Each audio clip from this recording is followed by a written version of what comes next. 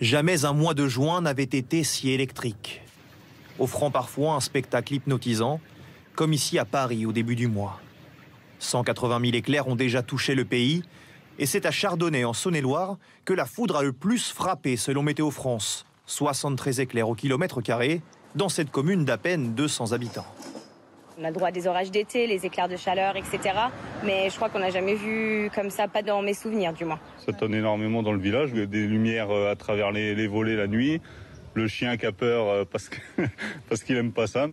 Heureusement ici, pas de dégâts sur les maisons ou les vignes, mais un quotidien perturbé. Des éclairs, des coupures de courant, ça c'est sûr. Télévision, zéro. Une incommodité, comparée aux dégâts que la foudre peut causer.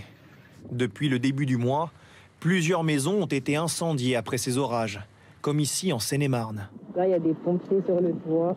Ces orages, accompagnés de fortes pluies et de grêles, ont aussi causé beaucoup de dégâts en ville et dans les champs.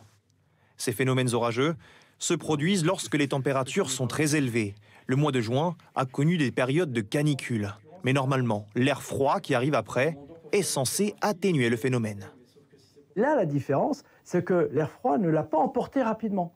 L'air chaud a résisté parce qu'il était effectivement très très chaud et donc ce conflit a duré beaucoup plus longtemps que d'habitude. Résultat, donc beaucoup d'éclairs et d'activités avec, on a vu, des conséquences dramatiques avec la grêle. Un mois de juin si orageux ne veut pas forcément dire que l'été sera pire. C'est encore trop tôt pour le savoir.